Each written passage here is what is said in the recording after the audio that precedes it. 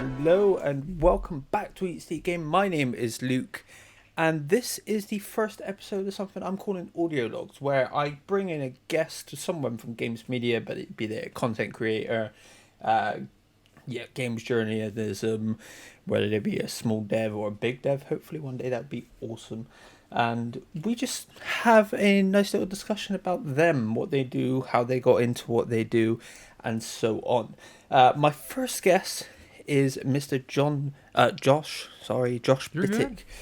And so we've kind of talked for a while. He reached out to me. He was one of the first people to find my channel, to find this channel, and he's kind of been a little bit of a motivation, because every now and again he'll pop up with some encouraging words, some nice words, and it's nice to have, because it's not the easiest thing in the world to do, balance full-time job and try to keep up with the content creation. So how are you doing today, dude? Man, I am doing really well. Thank you very much. It's really cool to see this come to fruition. Like you said, I've been kind of watching you do your thing for a while now. Like at the foundation of your channel was really, really cool. So to kind of see how much you've grown and even starting this new venture has been really cool, and I'm honored to be a part of it. Thank you so much, Dan. This is something I've been looking forward to doing for ages, because obviously when you first found my channel, it was just the odd review here and there, and now, right. Like I said, as soon as I started doing the podcast, I reached out and I was like, dude, it'd be cool to have you on at some point. And this being the first time we're interacting face to face, right? More than just like a message or two here. Yeah, exactly. So I'm really looking forward to this, because even though we've been talking for a little bit, don't really know each other at all. So this is going to be a fun little bit, and this is kind of where the idea of spinning it into a more interviewee type thing came from, because I don't really know you. So yeah, we're about to change that in the next hour and a half. Exactly. So I wanted to start off with what are you playing at a minute? What's caught your interest? So right now I think I might be wrapping up Mass Effect 3. I'm somewhere in like the middle to potentially end-ish. So I'm very excited there. First time going all the way through, but way back in the day I had played Mass Effect 2, and it was the only Mass Effect I played, and I fell in love with it, but I just never finished the series. So when the Legendary Edition came out, it was my fiance's like favorite game series, so aside from Zelda. But we got that, so to be able to play through it like from 1 to 2 to now 3, it's been really cool roller coaster of a ride to see like decisions I made in 1 impact certain characters in 3 and things like that. So that's been a ton of fun. I've been playing some Jetpack Joyride Plus on my phone thanks to Apple Arcade. Awesome. I just love that game. Love Apple Arcade. I think lately it's just gotten better and better. Yeah, I'm an Android user, so I'm a little bit jealous. I've kind of been like, maybe I'll pick up like a cheap iPad or something. So for sure. I would be perfect for an iPad. There's a ton of great games on there. I think every month it gets better and better. Right now they're doing a big push where they're kind of like remastering all like the original apps. So there was like Fruit Ninja Plus, what was it? Fruit Ninja, Angry Birds Plus, Cut the Rope Plus, and then this Friday they dropped Jetpack Joyride Plus. I've got tiny little figures of Cut the Rope up there. That's awesome. That's so cool. But it's great to go back and like play these games in like with all these original levels, but also not have to worry about ads or microtransactions. It's just the whole game. Yeah. So that's been a lot of fun. What else? Awesome. I think that's kind of it right now. I just like this morning I re-downloaded Genshin Impact on my phone. Oh, okay. Because I saw an ad for that, and then they announced that Aloy was going to be in the game. I was like, I was going to say, they just announced that. Yeah. Awesome. I'm kind of same. I've been playing quite a mix. I've been playing Bioshock 2 for a review that I've got coming up. I started Yakuza Like a Dragon. I think I'm in third chapter. I'm in the third chapter of that. It's a weird one. It hasn't quite clicked for me yet, but I like the characters. I like the setting. I think visually it's really cool. I think it's really, really pretty visually. But yeah, like I say, it hasn't quite clicked. I'm not a huge fan of their turn-based stuff. I don't think it quite works. But I'm still fairly early on. There's like 15 odd chapters, so I still got a way to go. Plus, with an RPG, especially of that ilk, it's probably going to take you maybe 20, 30 hours to get into the meat of the game. Yeah, exactly. I've actually been playing a bit of Hybroxia 2 as well, which I picked up recently, which people may know as Lily Mo Games, and Colin Moriarty wrote that one. And my big one is Death's Door, which came out very recently, and it got a lot of hype recently. It was like, oh, it's quite like Zelda. I was like, oh, okay, I'll have a. I've only played like an hour or two so far, but it's my favorite game of the year so far. I love it so much. It's fantastic. Isn't it only like made by like a handful of people? It's like literally five meant people? to be 2 people or something like that. It's insane, but it's wonderful. You play as a crow, which is quite unique, and they're like soul collectors. They're meant to be like death sort of thing. Okay. Which is fun because I don't know if over there in the US you've got the same. It's kind of like a myth, but over here, some people believe that if like there's a crow sat on top of your house or something, that means someone in that house is going to die. I've heard of that, yeah. Really bizarre. I always thought that was a weird one, but it's a cool play on that. It's a very cool game. I'm playing it on PC because I play most of my games on PC. And you've got this like arrow. Okay. I thought that it was like where it was leading you, but it's not. That's just where you kind of point to attack sort of thing. Got it. And I'm still getting used to that. I haven't played a game like that in a while, so I'm like, I'll like attack facing one way and then it'll turn really quick and go the other way. And I'm like, no, that's not what I want. But yeah, no, it's great. I love it so far. I think it's fantastic. Like I said, it's probably my favorite game that I've played so far this year. Which made by 2 people is an incredible achievement. Oh, for sure, and that's what a lot of people are saying, that it's become quickly their game of the year contender. Yeah. I saw a little clip where someone was facing the sign, they read it, they cut it, and the sign was read in half. Yeah. And when I saw that, I'm like, I have to learn more about this game. Like, this looks fantastic. I did that yesterday, I think it was. Yeah. I was like, man, there's so many cool little... That small little detail. That was what instantly hooked me. Like, the art style looked great, but when I saw it, I'm like, oh, man, I have to check this out. Yeah. And then learning it's made by, like, 2 people. And then I watched a review on IGN, and I'm like, oh, my God, like, if I had recently bought a couple games or needed to tighten up that budget, I'm like, I would be buying this. Yeah, same. So cool. It's definitely one I'm going to have to pick up in the future. It's an odd one, though, because it's exclusive to Xbox console-wise, but it's not on Game Pass. Really? Which I thought was a bit odd. That's very interesting. Usually they're pretty on top of that. Yeah. It's especially being an indie game. They're normally quite hot on being like, this is the latest cool indie game. It's on Game Pass. Go play it now. But yeah, it was an odd one. Not on Game Pass. Pretty odd. But hey ho. How would you describe who Josh is to people that are just learning of you for the first time? That is a wonderfully deep question, my friend. I guess... Oh, I don't know. You know, it's one of those questions you get asked so many times that you kind of just spill out the same answer, but I don't want to do that. I want to be different. I want to give you something nice. Try to think of it a little bit deeper. You know, I think at the core of who Josh Bittick is, you know, I guess for this episode, I'm going to say a supporter. You know, I'm going to take a step back from the content creation, which I do sporadically. I haven't had a consistent schedule, and hopefully in the future that will change as I sort through the wonders and difficulties that is life. But no, you know, my favorite thing in the world is to support people and kind of hype people up and build them up. If someone's seen me or recognizes my name, it may be from Twitter or you know, I was doing a podcast for a while that was the Up and Comer podcast, where at the time I was interviewing kind of funny best friends who wanted to go for the Up and Comer opportunity when it was a thing, kind of before the pandemic hit, and kind of highlight them and show off their content, and that's something that I really am drawn towards. You know, one of the things I would always do is try to give each host their own little hype and intro, because not many people get an intro about themselves, and I realize that when you do that, like, it's this small thing that makes them like really happy, you know. No one having your own hype man. I like to do that for people.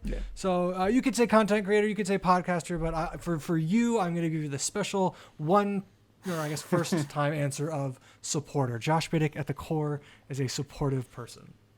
Awesome. And I think that's pretty accurate, to be fair, because like I said, like the first time we come in contact, it was you like giving me support for my channel, and you know, I remember you messaged me once about the Up and Comer podcast. Yeah. But it wasn't something I was going for at the time, because I was still super early on. I still don't properly have a consistent schedule. Like the weekly podcast is the only consistent thing, and then fitting in reviews where I can, sort of thing.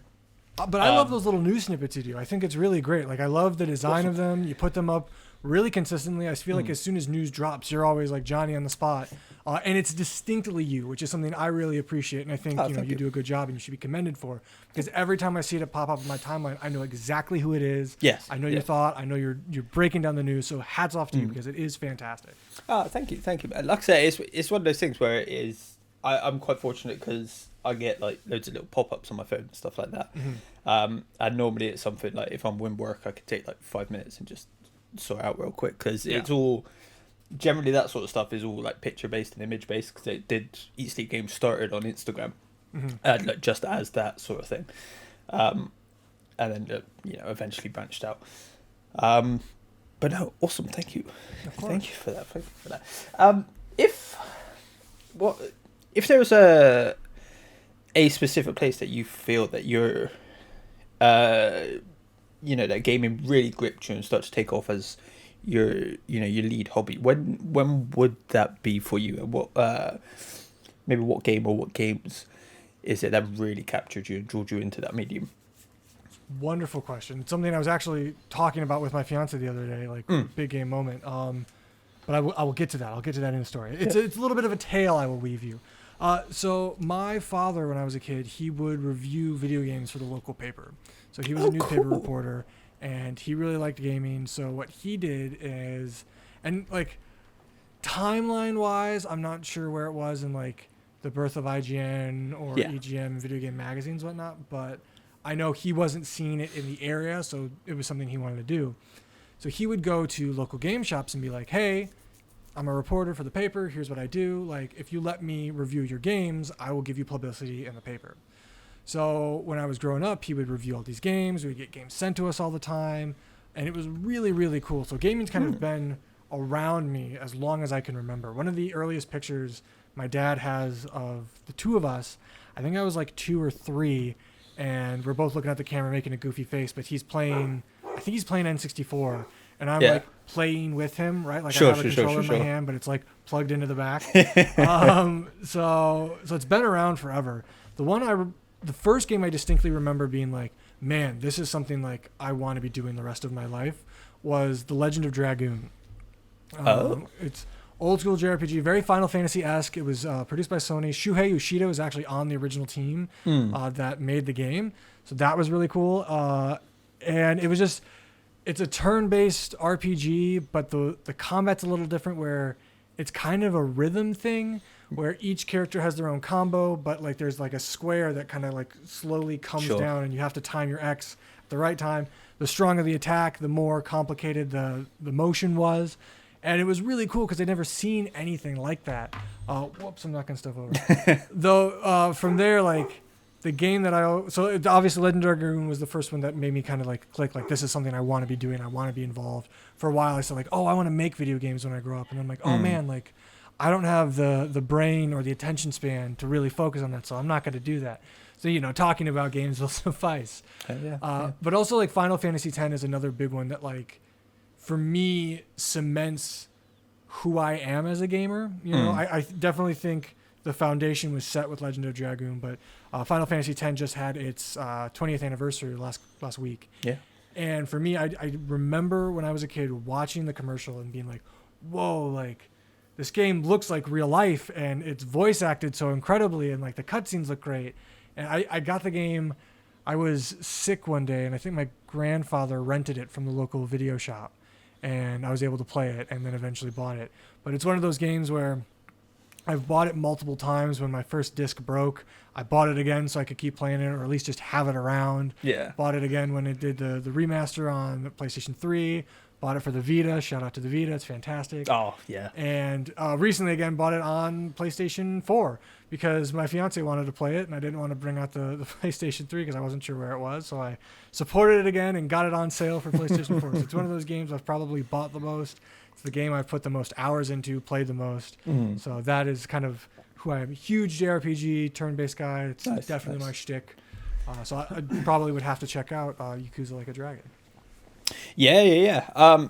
That's awesome, man. It sounds like gaming is just in your genes. That's incredible. And you know, your dad being a local writer, that's really, really cool.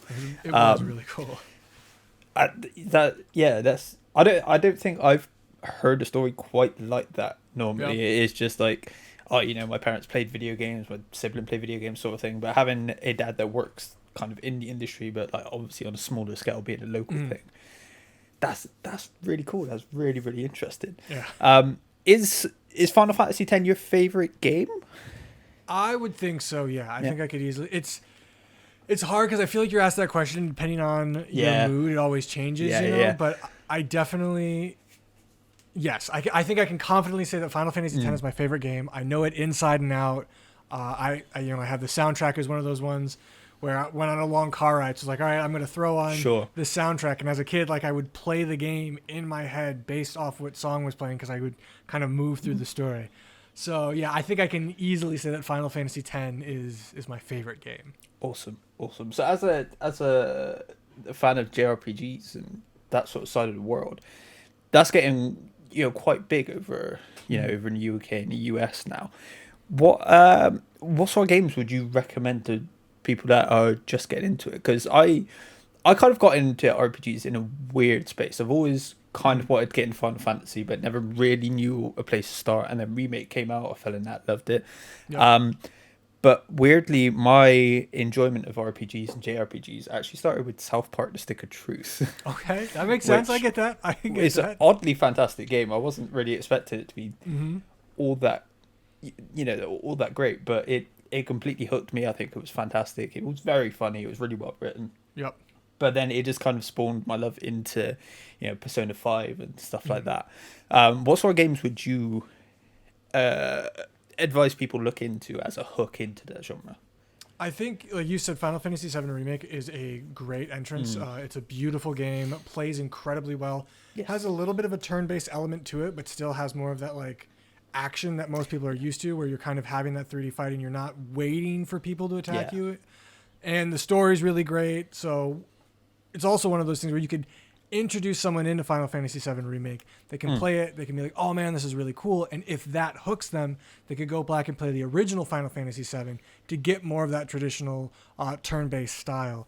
You'd mentioned Persona 5. I think that's another really good one. I think it's a little more intense than Final Fantasy VII. It's much more of a traditional turn-based RPG, and it gets really deep in the systems, like, of course, like your daily social life, your connections with your confidants. Yeah. So that one is a little bit more intense, but I do feel like for a lot of people, Persona 5 was probably... Well, let me take it back.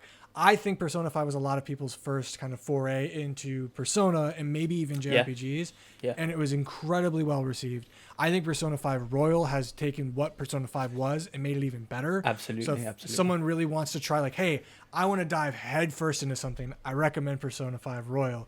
I would also recommend Final Fantasy 15. It is... Okay. I have a very weird relationship with Final Fantasy 15. I know. I love that game. Yeah. I put a ton of hours into it. Played all the DLC, but Final Fantasy 15 is a great game. But it is a game that suffered for being in development for like 10 years. Is it one of those where it's, taking it in isolation, it's great, but it's not necessarily a great Final Fantasy sort of thing? I think that's fair. I think the gameplay is incredible. Visually, it looks amazing. It feels great. The camaraderie between the characters is perfect. Being able to towards the end of the life cycle of Final Fantasy 15, you could switch between characters and do really cool moves.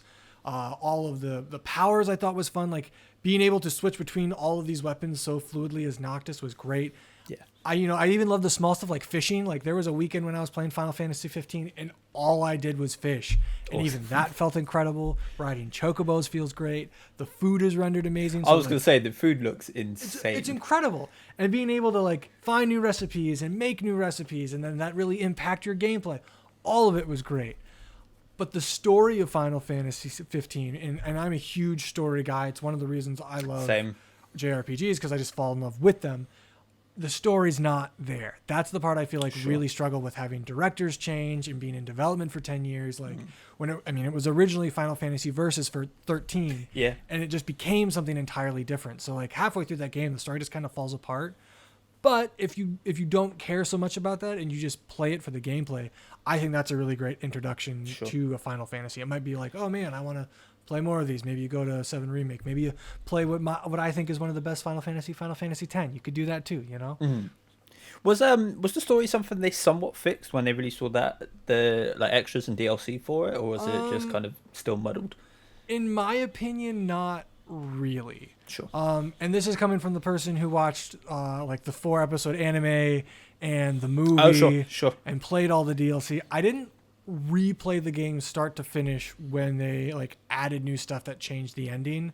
Mm-hmm. I did replay the ending part, which I thought was much cooler, but it still I feel like was really confusing. Like as someone who knew a lot about the lore, I understand it, but I don't think it was played well. Yeah, sure. I liked all the side stories. It was really cool. It added more context to like certain time gaps that were in the main game. It also kind of plays around with potential alternate universes, alternate realities at a certain point, which is cool, but then also adds more questions to like, all right, well, which one is the real reality? Like, what did I actually play? What's the main line? What's right? It did add that really cool multiplayer version, so that is something people might want to check out because, again, like I said, the gameplay is really great. It's really tight, so to be able to do that with your own custom character and friends, that's a cool way. But for my personal experience, I think all the stuff they added didn't fix my issues with it. It just put a Band-Aid on it and then also made stuff a little bit more confusing at times. Fair. So what do you think of the small looks we've got of Final Fantasy 16 and that spin-off, which I'm forgetting what they actually called it in the end, but Final Fantasy Origin. Oh yeah, Origin's the something I don't remember. I know the guy was really pissed off at Chaos. I know that. Yes. And looked like Dante. Yeah, right. A little bit. I'm excited for 16. I think it looks like it's going to play a lot like 15, which in my opinion is going to be wonderful. Sure. I'll be excited to see about the story. I really like the Final Fantasy where like the old fantasy is kind of mixed with like futuristic kind of stuff. Like I love Final Fantasy 7. One of the things that really drew me into Final Fantasy 10, it was this kind of like old school fantasy world mixed with some technology stuff. The thing that initially turned me off, and I say that in quotes because like I'm still really excited for this game, was that Final Fantasy 16 looks very medieval and kind of in lines with The Witcher, which I love The Witcher, but I'm not necessarily looking for like a medieval feel in my Final Fantasy personally. Okay, that's interesting because a lot of fans that that I've seen on Twitter and people that I know, they're very excited because it's kind of going back to the roots of Final Fantasy. So that's quite interesting. For me, I never my first Final Fantasy was 10. So I played, well, I guess that's not entirely true. I watched my neighbors play Final Fantasy 8. But I never actually played it myself. But the first one I played was 10, and then I played 7, and then from there I've played like Dissidia, which is a fighting game, which is Final Fantasy. If you're a fan of Final Fantasy at all and you haven't checked out Dissidia, it's an arena fighter with all the classic Final Fantasy characters. They're all like HD and they move. It's really, really cool. You should definitely check it out. But I think that's one of the reasons I'm not super drawn to that medieval style because I never really played the original ones. With that said, I'm sure when I get my hands on it and I'm playing Final Fantasy 16, I'm sure I'm gonna love it. So I'm very excited to see what it brings. I'm sure I'm overreacting in a way, but I'm very excited. As for that like spin-off Origins, again, interested to see how it plays. I really respect the Soulsborne style games, but I'm very bad at them. I think it's a patience thing. I don't have a lot of it. Yeah. I loved Fallen Order. That was incredible, and that kind of got me into like maybe I could play something like Final Fantasy Origins, but I also have heard it's very hard. I know some of the characters by playing Dissidia, but I don't know the whole story. I know that when he like wants to fight Chaos, I know it looked like that guy was Garland, who is I know the main antagonist of Final Fantasy 1. Yeah. Which makes me wonder if like those three guys are supposed to be like the chosen ones of the prophecy.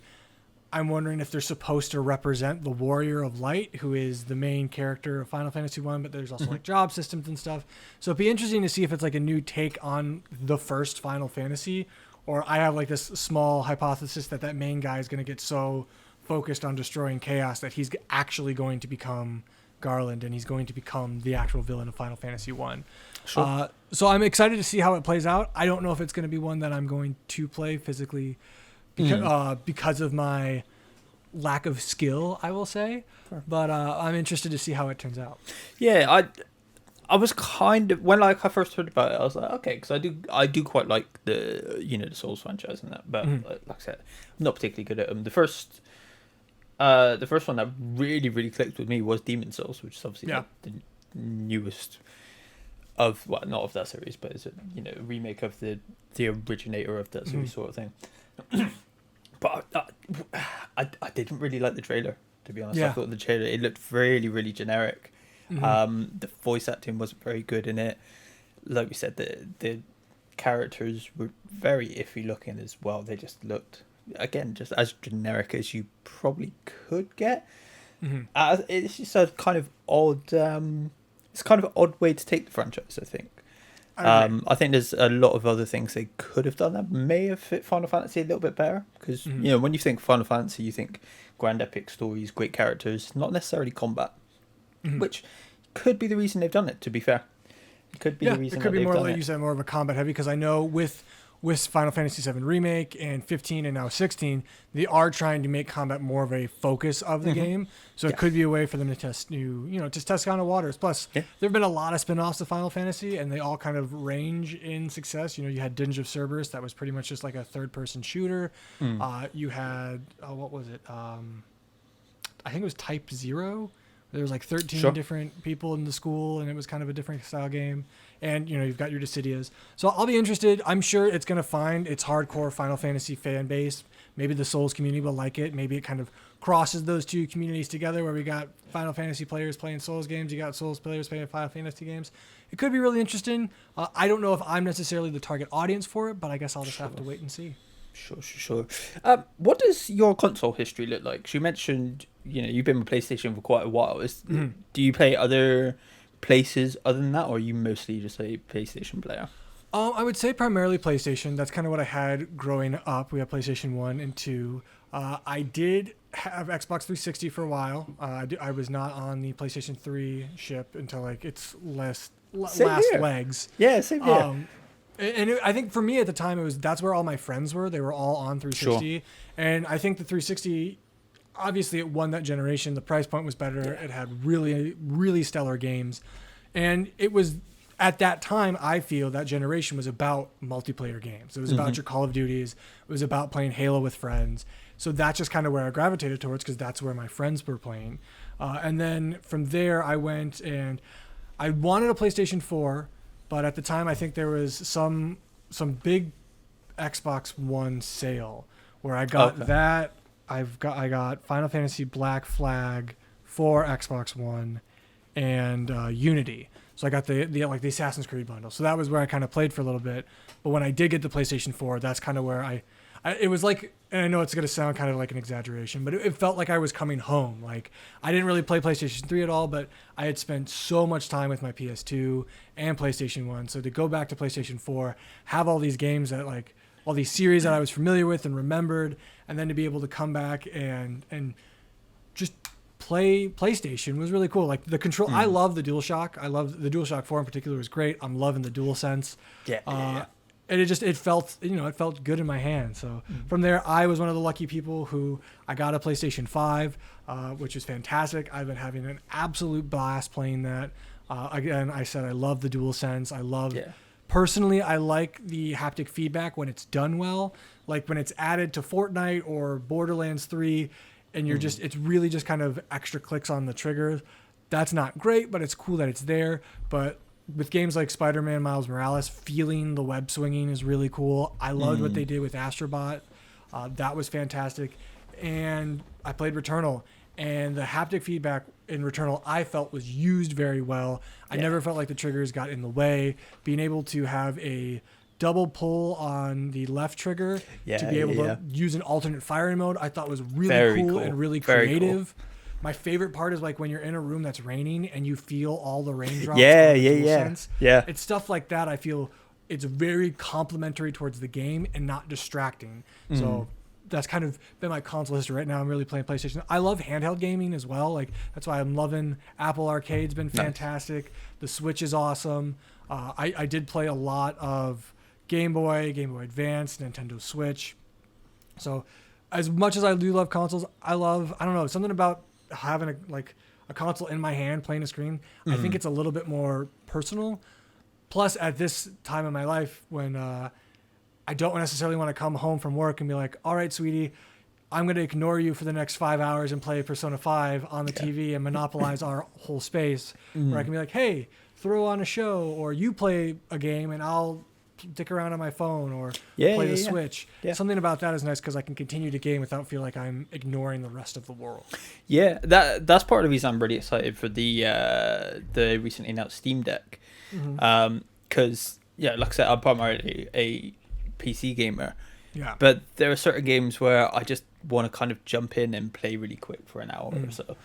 And by the time you get upstairs, turn the PC on and you're ready to go sort of thing, you don't it's not a quick jump in and play for a minute, but when that handheld eventually does come out, because it's kind of been pushed to next year a little bit for some people depending on when you pre-ordered it. Excuse me.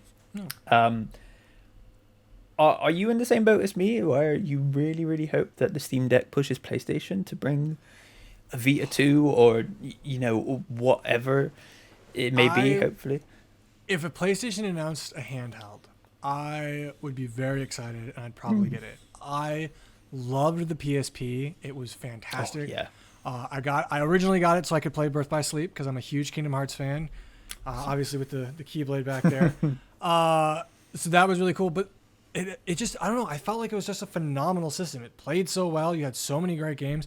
And then even moving towards the Vita, you being able to play games like Persona 4 Golden, being able to play Freedom Wars was incredible. I've put so many hours into Freedom Wars. It's a great system. The original handheld with the OLED screen, you know what I mean? You got your Switch OLED model. Vita was doing it before. Vita had touchscreen. I felt like it fit in my hands really well. The weight was nice. Like, I love the Vita. So many great games. If it had the support it deserved, I think we'd still be playing it today. Yeah. I think also if it released a little bit later and came out with the PlayStation 4, it would have been perfect. Yes. I love remote play. I beat Final Fantasy 15 on my Vita because my thought process was like, I was towards the end and I was in college and I had class in the morning. I'm like, well, I should really go to bed. But I couldn't sleep because I couldn't stop thinking about the game. I'm like, well, if I get out of bed, I'm going to be awake for like the rest of the night. And I don't want to do that. But if I use remote play on my Vita, I can play it, stay in bed, and then just go to sleep, which of course didn't happen. But it paired so well together. I think if it came out more with the PlayStation 4, less with the PlayStation 3, I think it would have sold. Yeah, I agree. Or if there was like a new iteration with the PS4. Yeah. I think if they kind of kept pushing it and kept working with it, I think they just pulled the plug a little too soon, which I can understand. I mean, it's not like Sony's hurting, right? They're succeeding and they're crushing it right now. Absolutely. But I would love to see another Sony handheld. I don't know if we're going to get it because it seems like their next big push is PSVR 2, which I'm super excited about, but I'm hoping. I'm not giving up hope. I just don't have high hopes. Same. I really think that, it's so frustrating because you see how well the Switch has done. And, the Japanese market, the Vita was huge. Even after they, kind of gave up on it. You kind of like, don't give up that market share. Like it was huge over there and they've just conceded it to Vita. The only other thing I hope they do, if they do make another one, is not have a repeat of the memory card nonsense, because they were so tricky to get hold of and they were so expensive compared to like your regular micro SD version memory card. Exactly. Like in my head that was just kind of Sony being cheeky. Like it was old school Sony when they're just trying to get as much money as they can and doing the things that I don't think are very like prosumer, right? Yeah. I think I've got like a 24 gig special PS Vita memory card or SD card, and it sucks. And like, Granted, I don't play my Vita a whole lot, but it is when I do turn it on and I want to play a game like, okay, well, actually, I don't have that on the device anymore, so I've got to delete a bunch of stuff and then get download it. I know it's very, very first world problems, but it is a bummer that like I'm never going to go out and buy one of those memory cards because they're stupid expensive for the amount of space you're getting, and they're so hard to find. So I think you're right. If they were to do something like that, I hope they would be more just of a standard micro USB, or not micro USB, just a micro SD card. Absolutely. Or just a regular SD card. Who knows? Yeah, no, absolutely. So where did you become connected or somewhat connected with Borderline and Asa? Because you've made appearances on his podcast fairly frequently. How did that come about? Because I've talked to him a couple of times. Yeah, no, Asa's fantastic, and so is Borderline. That actually came about through when I was doing the Up and Comer podcast. I had Asa on as a guest, and we connected, and we talked, and we had a lot of fun during the episode. And afterwards, we just kind of kept talking a bit, what we were wanting to do, kind of our goals, and they aligned up a lot.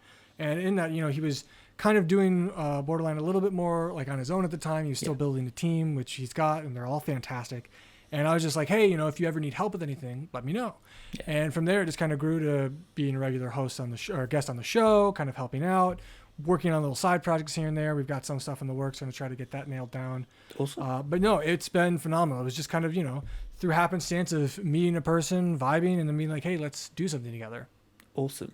That's very cool. And I think that's one of the great things that doing this sort of thing does open up, is it it gives people that don't have connections some connections.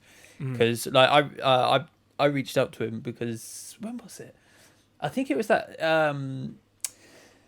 that Nintendo Direct that was just awful. They did one that was awful. I remember he posted, "Is like, is anyone doing a podcast about this? Because I want to rant." And I was like, I've seen you on like Kind of Funny and stuff like that. I'm gonna shoot, because in my head he's been on Kind of Funny stuff like that. He's way far, way further than where I am in what we're both doing, sort of thing. So I reached out to him, and then he reached back, and my mum was like, "Holy crap! Like, this is like the first person that I've seen actually doing stuff that's reached back to me," sort of thing. It was just unfortunate because we could never line up our schedules to make it work so far. Right. Hopefully, we can maybe get him on this eventually. That would be cool. Oh, I bet we will. Ace is fantastic. I know he will make some time when he finishes moving and exactly. I think I just caught him out a busy time, because when we originally planned to do it, he was like, "I'm so sorry, I double booked. I got this from my missus." Like, dude, it's all good. It's all cool. It's no problem at all. But no, even in the little interactions I've had with him, he just seems absolutely lovely. I'm very, very much looking forward to you getting to do this with him at some point, just having a conversation about him and his life. Oh, for sure. So I think these ones we're going to keep to about an hour or so. I think. Of course. So I think what we'll do is we'll move into our end topic, which is something I want to do with every guest. And essentially, all I ask is that they bring a game that they feel is underappreciated, that they love, that doesn't get enough of a limelight, and then just gush about it and why they love it so much. So what is it you bought for me to talk about today? Believe it or not, I'm going to bring a JRPG your way. I am going to bring to the table a game that I love very, very much, and is getting I guess it's a sequel. It doesn't have like a numeric sequel to it, but it gets a sequel that comes out on Tuesday, the 27th as of recording this. So July 27th is when it comes out, depending on when you hear this. It is The World Ends With You. Now, The World Ends With You came out on Nintendo DS, and it was kind of like an action RPG, right? Where so the concept of the game is you play a character and you wake up, you're in Shibuya, Japan, or you're Shibuya, Tokyo, Japan, whatever, and you have amnesia. So you're kind of going through figuring out what's going on. All of a sudden, there are these weird monsters that are attacking you. People are asking you to join up and be a team with them. You're having a fight. There's a timer on your hand. You're part of this game that's called the Reaper's game. And I don't want to spoil too much for anyone who might go look this up and play it, because you can also, there's a port on the Switch. There's a version on the phone. It's fantastic. All of them I recommend playing. But what was really cool to me, aside from the story, was the combat. So the way the combat will work, you're moving your character around with the stylist, or sideless. There's no T at the end of there. Or I think you could use the D-pad too. I can't remember at this point. But you'd be moving around Japan or Tokyo, and you'd be able to kind of use like psychic powers, or you'd be able to read people's minds, and at certain points of the game you could influence people in like the real world to kind of do stuff when you're in like the mental space.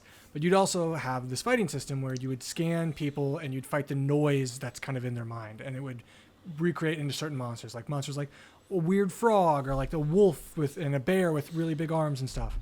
So there's all these different types of monsters, but they'd be fighting on 2 screens of the DS. So the main character, Neku, you'd be controlling him, and he'd have all these different pins you would wear that would activate his psychic powers. So there'd be like slashing blades, walls of fire, ice spikes you could shoot, and each pin was activated by a different use of the stylus, and even sometimes the microphone on the DS. Yeah. So there'd be ones like you could slash at enemies, or you tap them to shoot balls, or swipe up to like have like spikes come out of the ground.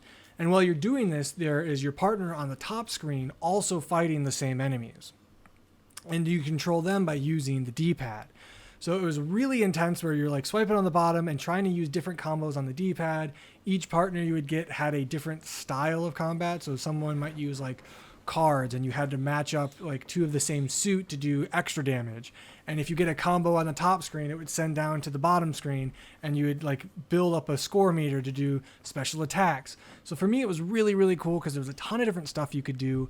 There was like trends that would happen in the city that if you like used pins that were a certain brand in one area of the city, it would influence people in the real world to like wear those brands of clothing, which would mean your pins and attacks would be stronger.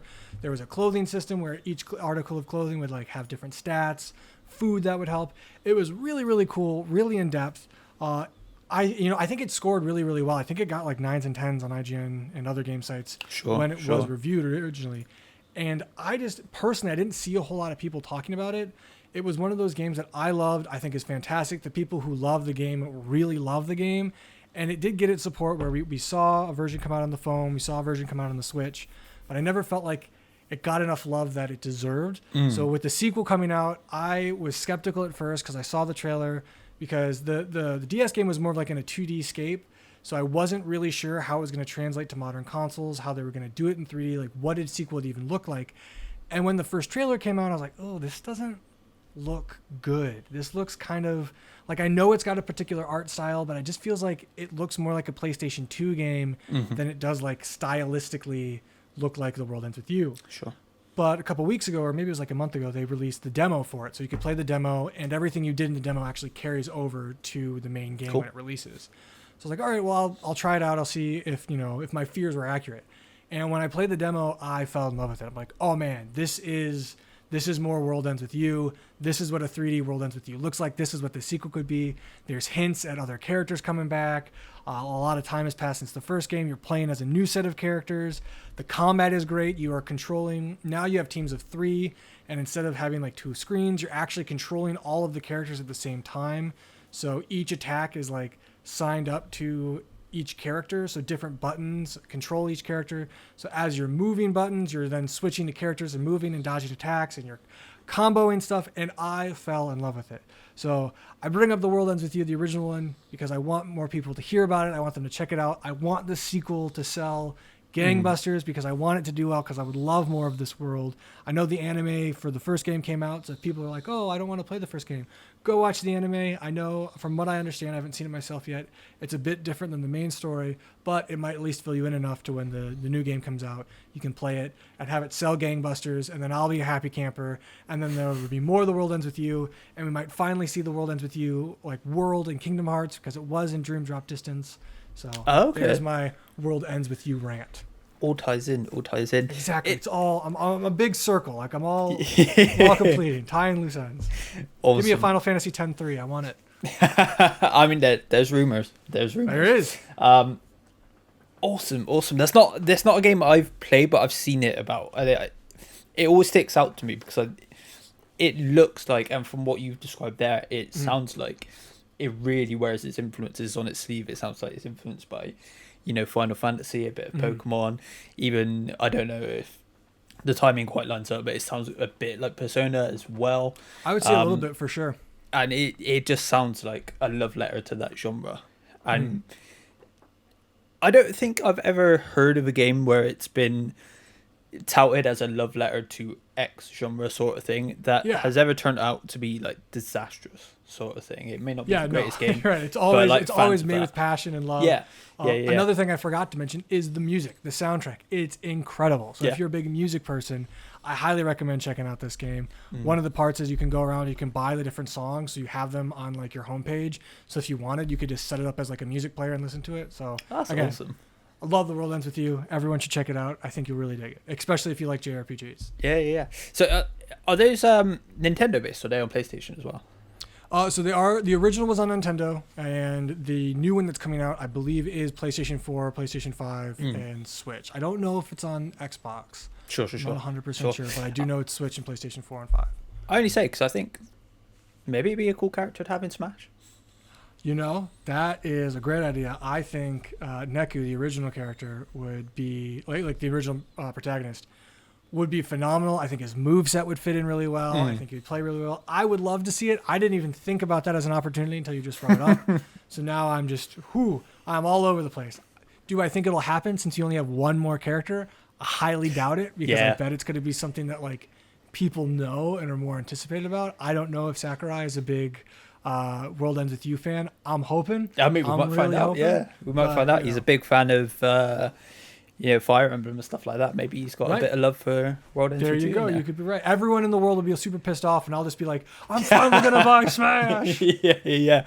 Do you really think that this is going to be the last character pack that he had to make? 'Cause I kind of get a suspicion that it might not be. They might keep working on it and just keep that ticking over for a while, because I kind of hope. I doubt they're going to do it. But I've said on the main podcast before, I think a really cool idea would be if the next Mario Kart wasn't straight up Mario Kart and it was Mario Kart Maker, and then they do a similar thing, keep adding to it. So then that would be crazy. Exactly, it'd be dope, wouldn't it? It'd be awesome. Because they talked about Legend of Zelda Maker, and I'm like, let's pump the brakes on that a bit. Mario Kart Maker is the next obvious step. For sure. But if they do that, then they've got some games that they can just keep, adding to and beefing up sort of thing. I think it'd be a bit of a shame if this really is the last character pack, especially if they end it on it's just another, kind of traditional Japanese character, which would be great for that side of the world. But I feel like they've got a lot of those, sword fighter, that sort of style already. Sure. I'll be interested. I would not be surprised if it is actually the last. I know Sakurai has really stated like, hey, this has been his whole life. He really wants a break. He wants to do other things. So I get that for sure. Yeah. But I also, from my understanding, again, I could be speaking out of my ass. So if I am, I apologize. People can correct me and yell at me all they want. I thought he wanted Brawl to be, or at least like the last. He wanted the last Smash to be his last Smash. It's kind of the Kojima thing, where Kojima wanted Metal Gear 3 to, be the end of that, but he just kept getting dragged back in. Right, you don't want someone else to, like, this thing you've poured your whole life into. You don't want someone else to take it and have it not be good. So you're like, you know what? I'll just do it. I wouldn't be surprised if it's the last one. I wouldn't be surprised if it's not. I kind of have a sneaking suspicion that, like, when there is the next Switch model, whether it's the Switch 2, the Switch Pro, whatever, that we have some sort of, like, Smash Ultimate Pro or Smash Ultimate Edition or something like that. Maybe you get Smash Ultimate Director's Cut and have, like, not only all of the fighter passes and everything, but maybe even like, and one super special fighter. Yeah. I think the problem with this last fighter is, every time there's an announcement, it's always been super hype. I think the first fighter announced was Joker at Game Awards, which was crazy. That was awesome. And a lot of people still say that he's the best character that they've added. Which I love Joker. I love Persona, and I can understand why. But when you have like big moments like that, or Sephiroth, or these other like really cool characters that people love, like Banjo coming back was huge. Well, exactly. Banjo, Steve from Minecraft, all of these characters that people are loving and wanted to see are finally in. I think it's hard that you come down knowing this is the last one. Like you're not going to please everyone. There are going to be some people who are going to be like, "Oh man, this is cool," but everyone has their expectations so high that I just don't think it can go well, where it's going to please everyone. 100%. And especially how gamers are very reactionary and they don't take time to process their thoughts and sit. Yeah. I could see it being problematic. So I hope for the Smash community and people who love the game, I hope it goes over well, especially for like the team behind it, because they've been they've been working so incredibly hard, Yeah, maneuvering around quarantine and COVID and everything. Yeah. I would love if it was Sora. I would love if it was a World Ends With You character. That would be fantastic. I know Tim Geddes on the Kind of Funny, I think it was a Games Daily, had said it would be kind of cool if it was like Scorpion or Sub-Zero. Sure. And from an aspect, he was talking about that it seems like this is Sakurai's dedication and like kind of like you were saying, a love letter to fighting games. Like you've got all the Tekken, you've got Street Fighter characters, you have Terry Bollea. I don't know whoever Terry is who fights in the game. No, there's another fighting game guy. He might be from King of Fighters. One of those fighting games I don't know. Yeah. Or maybe Streets of Rage. I don't know. Someone can tell me, and they can again yell at me, tell me I'm wrong. React very fast. Don't think about it. It seems like the last few people he's really been adding fighting game, like traditional fighting game characters. So to see someone like Scorpion or Sub-Zero, I know it might be a little out of place because like those games are really intense, but we have Solid Snake in the game too, and Metal Gear is really intense. I think as like a love letter to fighting games, it would be cool to see them in there, but I don't know. We'll have to. I also don't own Smash and I don't play Smash, so I feel like I don't really get a say in who the character is. Fair. This is the first one I've properly, I say got into. I haven't played it in quite a while, but it's the first one I did properly get into, and I always buy it like when a new character comes out, just for sure. Just because it's one of those, it's a nice game where you can be like, I don't really know what I want to play, so I'm just gonna chill and play Smash for a bit, sort of thing. Yeah. And it is good fun. It is a very fun game, Smash, especially in a party capacity. I super appreciate Smash. It is one of those ones where like I'm not great at, and I don't know. Oh, same. I played a ton of Brawl, and I loved like the story mode of that. I just don't know if I would get all of my enjoyment enough to buy it. It's very possible. Sure. If they come out and like, hey, Sora's the last character, I might have to get Smash. That'd be cool. But I guess we'll just have to wait and see. Other than Sora, what could that last character be to really like get you to buy that? Other than Sora and World Ends With You. Yeah, other than those two, I don't know. I mean, like. So you I mentioned want to say Dante, but Dante's a Mii costume now, so that's not gonna happen. Yeah. You mentioned Tim Geddes, and he's been, for the longest time, he believes that Crash is coming. I think seeing Crash would be really, really cool. It wouldn't be enough for me to buy it, but I think it would be really cool as like an homage to games in general. Like, I mean, having Sonic, Mario, Pac-Man, and Crash all together, I think would be really, really cool. Yeah. I wonder if that Xbox connection could pay off and, Master Chief just turns up or something like that. Again, also, I would not be surprised if Master Chief shows up. I think that would be really cool. Master Chief, well, I guess not Master Chief specifically, but Spartans have been in fighting games before. Sure. I think there was one of them who was in Soul Calibur for the Xbox edition. Yeah. So, you know that the Spartan works from a fighting game standpoint. So it would be pretty cool to see. If Chief was in Smash, that'd be pretty cool. I think at the end of the day, I will be happy. And I can say this as a non-player. I think it'll be cool to see whoever's in there. Anytime you see a crossover, I love crossover stuff. Oh, yeah. I can't believe how many characters are in Smash right now. So to get one more, that could be really cool. Like, hell, maybe it's Spider-Man. That would be really cool. I know it's not. Sakurai says he only puts, like, video game characters. That's why we're not going to see, like, Goku or anything. But he's a video game character now. He is, but I think because he was originally comics, I think the argument could be made, yes. But then I think that same line goes with Goku. Like, Goku is a video game character. Yeah, but, for sure. Yeah. For sure. It's another one of those where you look at it and you're like, I don't know about you, but I'm definitely in the boat of I would love PlayStation to take another stab at this. They're in a much better place character-wise now than they were back on the PS3 when they tried All-Stars for the first time. And Nickelodeon are doing their own one now. I was going to say, the Nickelodeon one looks like it's just Smash with Nickelodeon characters. Yeah. I think don't reinvent the wheel. You know what I mean? Smash 100%. Works. If you just like, hey, if you like Brawlhalla is the same thing. Like Brawlhalla is a really fun game. It's basic. Whoop! I hit my microphone. I'm so excited. It's basically Smash just with different characters and throwing stuff in there. Just do it. You know what I mean? Like, sure, people will be upset, but go balls to the wall. Go full Smash. I am honestly really excited for that Nickelodeon All-Star Brawl, whatever they're going to call it. Sure. I think there could be a ton of fun characters that look stupid and goofy.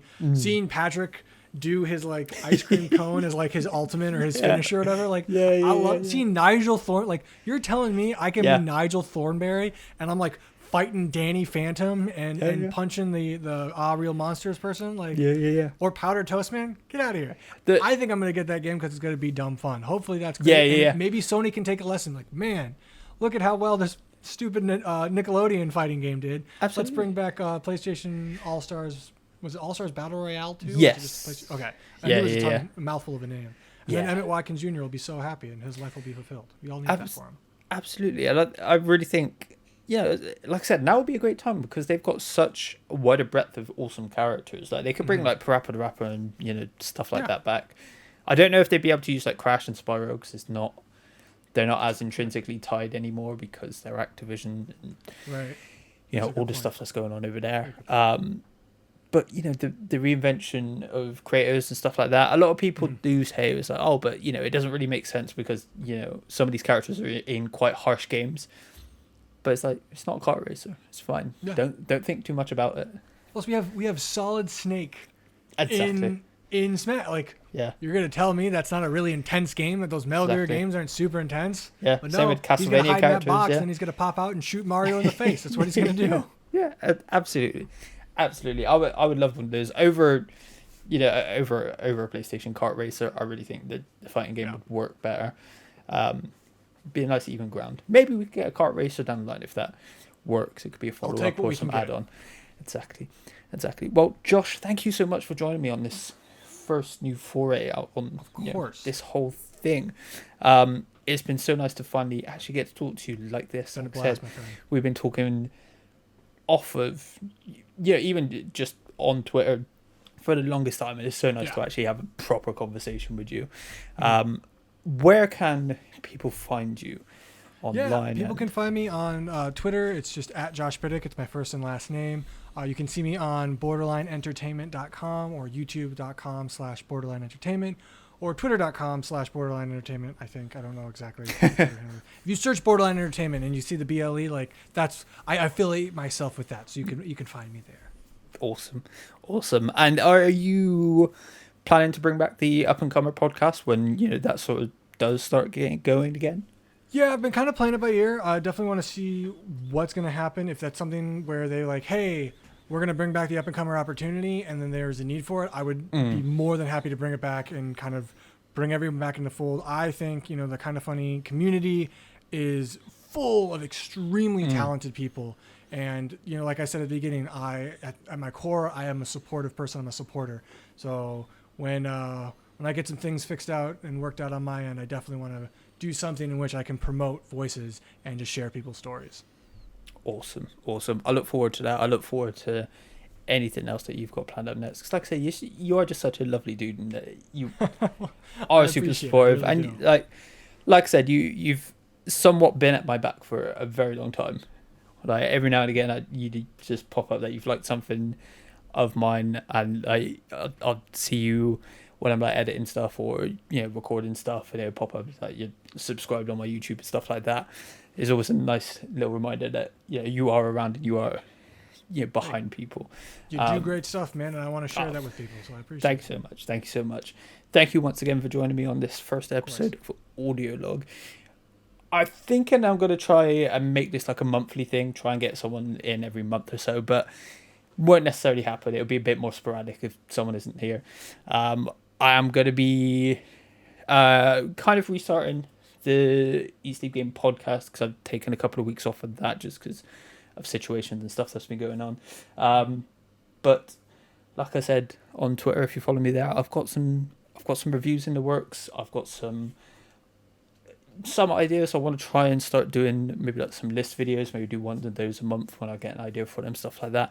So there's a lot coming. I'm sure that maybe even on the Eat Sleep Game podcast that you will see Josh on this channel again at some point. He is, again, like I said, he's been so lovely to me for such a very long time. And again, it's really heartwarming to actually get to do this face to face because it's been so long that we've had this odd kind of connection. Yeah, of course. And being able to chat like this is just so nice. So once again, thank you so much.